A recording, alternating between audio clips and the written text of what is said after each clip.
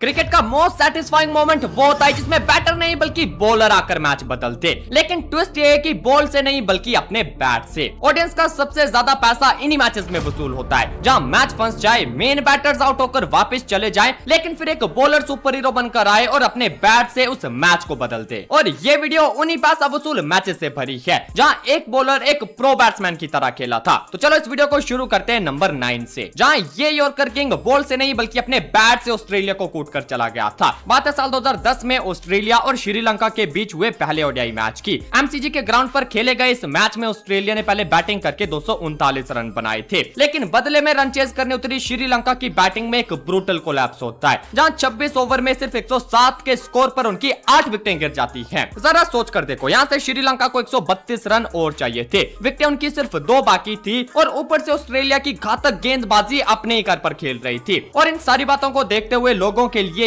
ये मैच खत्म हो चुका था, जिसमें कि ऑस्ट्रेलिया जीत रही थी। लेकिन ब्रो, कहते हैं ना कि ये खेल तब तक खत्म नहीं होता जब तक आखिरी गेंद ना डाली जाए या फिर जब तक आखिरी विकेट ना गिर जाए। और वो बात इस मैच ने सच साबित करके दिखाई थी। श्रीलंका के लिए एक एंड से एंजेलो मैथ्यूज खड़े थे और दूसरे एंड पे उन्हें ज्वाइन किया लसिथ मलिंगा ने। यहां से दोनों ने मिलकर श्रीलंका की गाड़ी को जोर का धक्का दिया और दोनों एंड से काउंटर अटैक जारी कर दिया। और सरप्राइजिंगली इस अटैक को लीड किया था लसिथ मलिंगा ने, जिन्होंने 48 गेंदों के अंदर 56 रन जड़ दिए, जिसमें 2 छक्के और 5 चौके थे। ये मलिंगा के करियर की पहली और इकलौती 50 थी और इससे पहले जो उनका हाईएस्ट स्कोर था वो सिर्फ 16 रन था। इस पारी ने ना सिर्फ श्रीलंका को मैच में जिंदा रखा बल्कि जीत तक भी पहुंचा दिया। लेकिन दुख की बात यह रही कि जब स्कोर लेवल हो गया तभी मलिंगा अनफॉर्चुनेटली रन आउट हो गए और जो विनिंग रन था वो उनके बैट से नहीं आ पाया। नंबर 8, अब हम चैंपियंस ट्रॉफी का एक ऐसा फाइनल देखेंगे जो कि वर्ल्ड कप से भी ज्यादा थ्रिलर था। यह फाइनल साल 2004 की चैंपियंस ट्रॉफी का है, जो कि वेस्ट इंडीज और इंग्लैंड के बीच उन्हीं के घर लंदन में खेला जाने वाला था। घरेलू टीम ने पहले बैटिंग करी, जहां मार्कस ट्रेस्कोथे के बैट से शानदार सेंचुरी आती है, पर उनके अलावा सिर्फ एक ही बैटर था जो कि 20 से ज्यादा स्कोर कर पाया हो और वो भी सिर्फ 31 रन थे, जिसके कारण इंग्लैंड सिर्फ 217 पर ऑल आउट हो गई थी। अब ये टारगेट वेस्ट इंडीज के लिए बड़ी आसानी से चेज होने वाला था, क्योंकि उनकी बैटिंग लाइनअप में Chris Gayle, Sarwan, Brian Lara, Chanderpaul और ब्रावो जैसे खिलाड़ियों से भरी थी। लेकिन इंग्लैंड के फास्ट बॉलर एंड्रू फ्लिंटॉफ और स्टीव हार्मिसन के सामने ये पावर हिटर्स ढेर हो गए और सिर्फ 217 का पीछा कर रही वेस्ट इंडीज के 34वें ओवर में 134 पर 8 खिलाड़ी आउट हो गए। रनों के मुकाबले गेंदें तो काफी बची थी, पर कमी थी रन्स बनाने वाले बैटर्स की। पर फिर इस मोमेंट से क्रिकेट हिस्ट्री का सबसे बड़ा फाइट बैक देखा जाता है, जहां वेस्ट इंडीज के विकेट कीपर ब्राउनी के साथ इयान ब्रैडशॉ ने इस पारी को संभाला,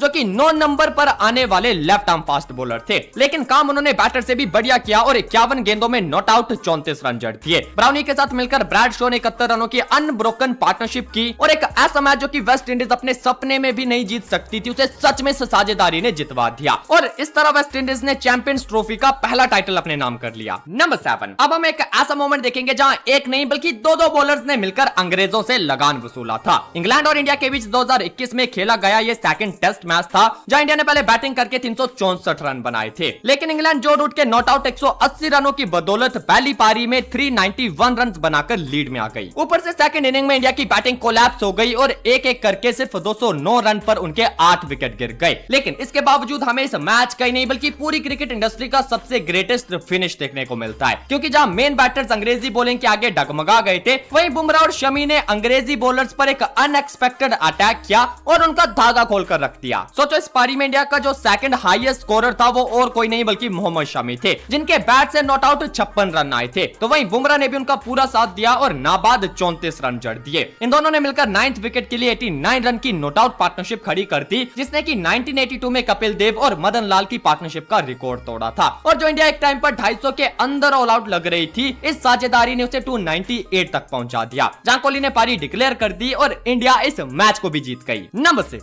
जब बात हाई थ्रिलर मैचेस की आती है तो उस लिस्ट में एशेज नाउ ऐसा हो ही नहीं सकता और ये मैच उन्हीं थ्रिलर्स में से एक है। यह साल 2023 के एशेज का पहला ही मैच था, जहां इंग्लैंड ने पहली पारी को 393 पर डिक्लेयर किया, वहीं ऑस्ट्रेलिया अपनी पहली पारी में 386 पर ऑल आउट हो गई। यानी पहली इनिंग के बाद दोनों में ज्यादा फासला नहीं था, क्योंकि इंग्लैंड सिर्फ 7 रन की लीड में थी। वहीं सेकंड इनिंग में इंग्लैंड की बैटिंग बेसबॉल इंटेंट के चलते सिर्फ 273 पर ऑल आउट हो गई, जिससे ऑस्ट्रेलिया को फाइनल टारगेट मिला था 281 का। अगर हम सिर्फ लास्ट डे का सिनेरियो देखें तो ऑस्ट्रेलिया उस दिन को 107 के स्कोर पर 3 विकेट से शुरू करती है और उस्मान ख्वाजा एक एंड को पकड़कर मजबूती से खड़े थे। पर यह दिन काफी लंबा था, जिसमें इंग्लैंड के बॉलर्स धीरे धीरे विकेट्स निकालते गए, लेकिन असली टर्निंग पॉइंट मोमेंट तब आया जब स्टोक्स ने ख्वाजा को बोल्ड कर दिया और जो ऑस्ट्रेलिया बिल्कुल रिलैक्स बैठी थी इस विकेट के बाद उनमें वो पैनिक दिखाई देने लगा क्योंकि एलेक्स कैरी की इस विकेट के साथ ऑस्ट्रेलिया की 8 विकेटें गिर चुकी थी और स्कोर अभी 227 तक पहुंचा था। यानी कि यहां से अब भी उन्हें 54 रन और चाहिए थे, पर कंगारुओं का एक भी प्रॉपर बैटर अब बाकी नहीं था। क्रीज पर पैट कमिंस और नेथन लाइन की जोड़ी थी, लेकिन यही जोड़ी इस मैच को निकालकर ले जाएगी ये किसी ने नहीं सोचा था। अंग्रेजी गेंदबाजों ने खूब दम लगाया, खूब बॉडी पर गेंदबाजी की, पर इन दोनों ने भी गजब का पेशेंस दिखाया। जहां नेथन लाइन ने 62 मिनट तक इस गेंदबाजी के आगे 28 गेंदों में नॉट आउट 16 रन बनाए, वहीं पैट कमिंस ने 95 मिनट तक बैटिंग की जिसमें 73 गेंदों में उनके बैट से नॉट आउट 44 रन आते हैं। साथ ही इस विनिंग शॉट के साथ ये आइकॉनिक सेलिब्रेशन आती है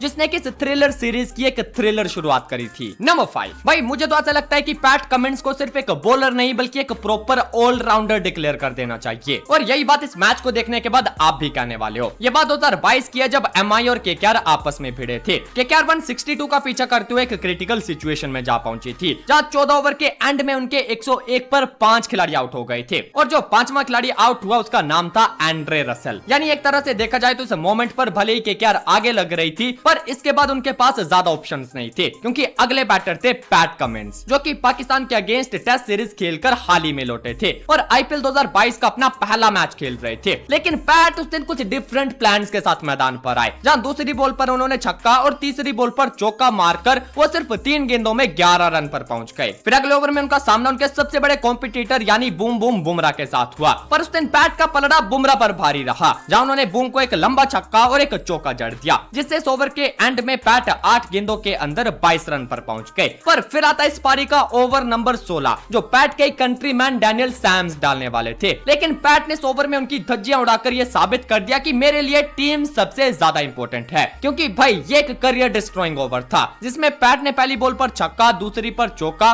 फिर 2 लगातार छक्के जिसमें एक बॉल नो भी थी, इसके बाद एक चौका और एक और छक्के के साथ पूरे 35 रन जड़ दिए। इस ओवर की डिस्ट्रक्शन ने ही पैट को सिर्फ 14 गेंदों में उनकी 50 तक पहुंचा दिया और केकेआर 4 ओवर्स पहले ही इस मैच को जीत गई। नंबर 4, अगर आप इस इंडिया की सबसे बुरी हार कहोगे तो वो गलत नहीं होगा, लेकिन स्टिल ये मैच ब्लॉकबस्टर थ्रिलर था। बात है 4 दिसंबर 2022 की जब बांग्लादेश के घर मीरपुर में इंडिया अपने पहले ओडीआई के लिए पहुंची, लेकिन जो इंडियन बैटिंग दुनिया के हर कोने में जाकर अपना लोहा मनवा रही थी वो उस दिन मीरपुर के ग्राउंड पर उतरते ही धराशायी हो गई और सिर्फ 186 पर ऑल आउट हो गई। इस टोटल को देखते ही हर किसी ने इंडिया को हारा हुआ मान लिया था और मैच भी शायद ही कोई देख रहा होगा। पर फिर जब एक बार स्कोर कार्ड देखने के लिए फोन निकाला तब पता चला कि इस मैच को ना देखना कितनी बड़ी गलती थी, क्योंकि ब्रो बैटिंग ने भले ही हमें निराश किया हो बट हमारे बॉलर्स ने गजब का कमबैक किया और सिर्फ 136 के स्कोर पर 9 सपोलों का शिकार कर लिया। यानी अब इस मोमेंट पर देखा जाता तो इंडिया इस मैच को जीत रही थी, क्योंकि बांग्लादेश को अब भी 51 रन और चाहिए थे जो कि सिर्फ एक विकेट हाथ में होने पर कहां बनने वाले थे। लेकिन मेरे भाई उस दिन पता नहीं कैसे बट ये मिरेकल हो गया। मेहदी हसन मिराज जो कि एक बॉलिंग ऑलराउंडर थे, उन्होंने नॉट आउट 38 रन बनाकर नंबर 11 के बैटर मुस्तफिजुर रहमान के साथ एक ऐसी पार्टनरशिप बिल्ड करी जिसने इंडियन बॉलर्स की मेहनत को मिट्टी में मिला दिया और ये सपोले इस मैच को जीत गए। नंबर 3, अब हम देखते हैं कि कैसे एम एस धोनी के शतक और विराट की 50 पर इस बॉलर ने अपनी बैटिंग से पानी फेरा था। साल था 2013, ऑस्ट्रेलिया डे के टूर पर थी और ये इस सीरीज का तीसरा ओडीआई मैच था जहां विराट कोहली के 68 रन और एम एस धोनी के नॉट आउट 139 रनों ने इंडिया को 303 तक पहुंचा दिया था, यानी कि एक मैच विनिंग टोटल तक। जवाब में ऑस्ट्रेलिया की बैटिंग डिसेंट रही जहां उन्होंने स्कोर कार्ड तो चलाया पर साथ ही उनके विकेट्स भी गिरते रहे। 41 ओवर तक ऑस्ट्रेलिया का स्कोर 213 था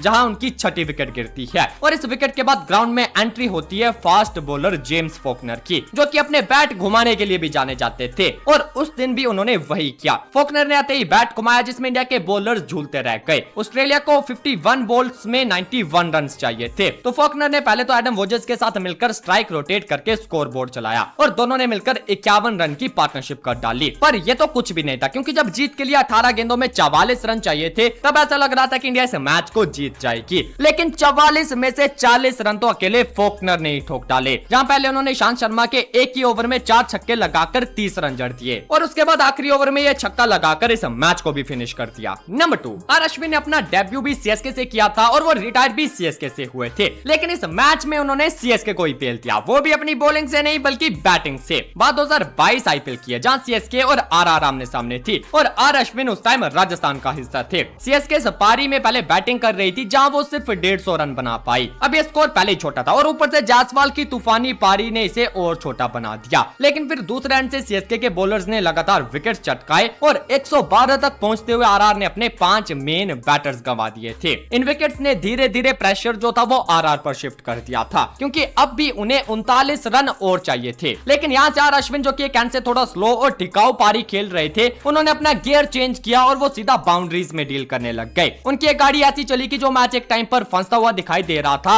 वहाँ अश्विन का ये 4x4 गियर आरआर को जीत तक ले जाता है। अश्विन की इस पारी में उन्होंने टोटल 40 रन बनाए थे, जिसमें 2 चौके और 3 छक्के शामिल थे। नंबर 1, सोचो यार वो मोमेंट कैसा होगा जहां एक एंड पर एमएस धोनी खड़े हो, मैच फंसा हुआ हो, लेकिन आखिरी ओवर्स में एक फास्ट बॉलर आकर धोनी से ज्यादा रन बनाकर उस मैच को फिनिश कर दे। वेल ऐसा ही कुछ इस मैच में हुआ था, जहां इस फास्ट बॉलर ने वर्ल्ड के बेस्ट फिनिशर को भी ओवरशैडो कर दिया था। लेकिन इसकी बात हम इस वीडियो के पार्ट 2 में करेंगे, जो कि तब आएगी जब इस वीडियो पर 2 लाख व्यूज हो जाएंगे। तो जल्दी से इस वीडियो को शेयर करो, क्रिकेट के लिए सब्सक्राइब करो और तब तक इस वीडियो को भी देखो।